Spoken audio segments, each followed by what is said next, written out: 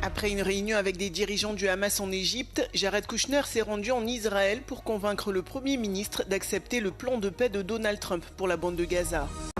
La chef de la diplomatie européenne souhaite des sanctions encore plus lourdes contre Moscou, ce qui augmenterait le nombre d'entités russes sanctionnées en raison de la guerre en Ukraine. Jared Kushner en pleine conversation avec le président israélien Isaac Herzog lors de sa tournée dans la région. Une visite qui n'a pas permis d'obtenir de grandes avancées pour la situation dans la bande de Gaza. Envoyé spécial et gendre de Donald Trump, Jared Kushner a également rencontré Benyamin Netanyahou à Jérusalem. La veille, il a discuté avec des dirigeants du Hamas en Égypte. L'objectif, convaincre le Premier ministre israélien d'accepter le plan de paix américain pour l'enclave palestinienne. La première partie de ce plan était un cessez-le-feu. Ce dernier est en vigueur depuis octobre 2025, même s'il n'est pas vraiment respecté. La deuxième phase de l'accord passe par le retrait de l'armée israélienne de Gaza. En échange du désarmement du Hamas, Washington a élaboré un nouveau plan, accepté fin juillet par le Hamas et rejeté publiquement par Tel Aviv. Et depuis, la situation est dans l'impasse. Le principal point de discorde est le désarmement du mouvement palestinien. Les États-Unis et Israël se sont au moins mis d'accord pour confier ce processus à un général américain. Depuis quelques semaines, l'Iran et le sultanat d'Oman tentent de trouver un accord sur un nouvel itinéraire pour les navires dans le détroit d'Ormuz, des discussions qui permettraient d'apaiser les relations entre les deux pays. Car en juin, Mascate avait mis en place un itinéraire alternatif qui longeait les côtes omanaises, ce qui avait provoqué la colère de Téhéran. Alors qu'ils négocient également de leur côté avec l'Iran pour la réouverture du détroit d'Ormuz, les États-Unis n'ont pas été invités à ces pourparlers entre Mascate et Téhéran, une situation qui agace les Américains. Selon des propos rapportés ce lundi par la chaîne Fox News, lors d'une interview, Donald Trump a menacé de bombarder Oman si le pays entrave les discussions entre Washington et Téhéran. Depuis fin février, l'Iran verrouille ce passage stratégique de façon quasi continue. Depuis, les Américains peinent à mettre fin à ce conflit. Signé en juin, l'accord cadre qui prévoyait un délai de 60 jours pour trouver notamment un compromis sur le nucléaire iranien est arrivé à échéance ce lundi. Donald Trump a reconnu devant la presse que l'Iran ne signerait pas le type d'accord que Washington juge nécessaire.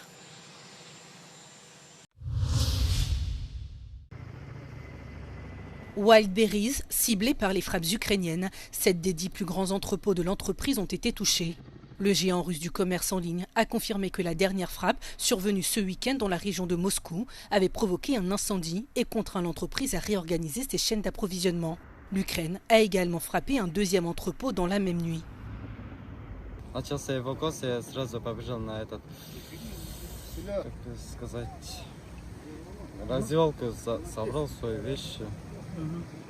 Во сколько это случилось?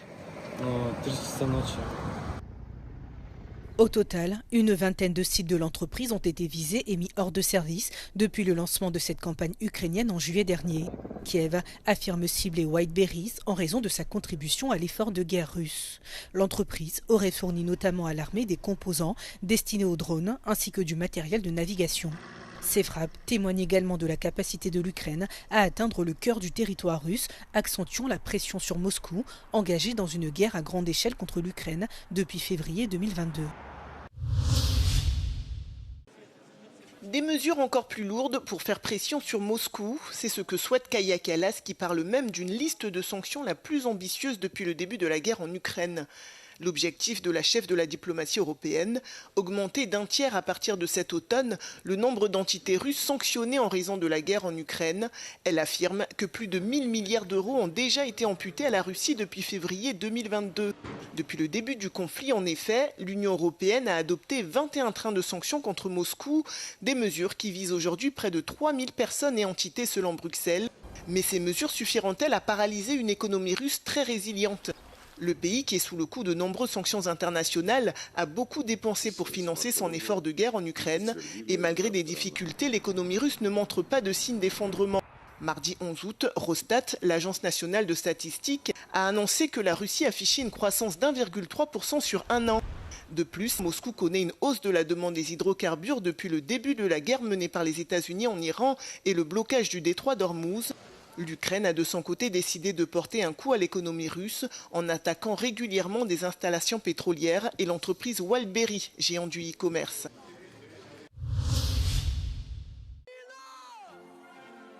À l'approche de l'élection présidentielle brésilienne en octobre prochain, qui s'annonce très serrée, Luiz Inácio Lula da Silva et Flávio Bolsonaro, les deux principaux candidats, ont lancé dimanche leur campagne.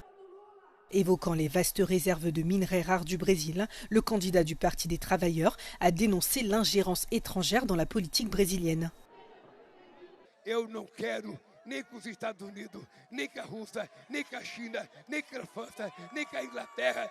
Ninguém vai explorar os nossos minerais.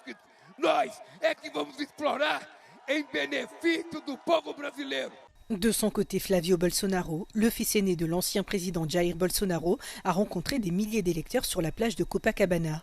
Il a tenu à revendiquer l'héritage de son père. Eu estou aqui com toda a humildade, aceitando essa missão que o presidente Bolsonaro me passou, porque eu tenho a convicção que há propósito de Deus para o nosso país.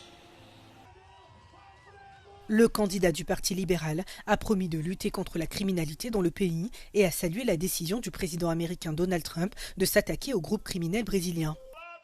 Le premier tour de cette élection se tiendra le 4 octobre dans un contexte de forte tension politique marqué également par l'influence de l'administration Trump.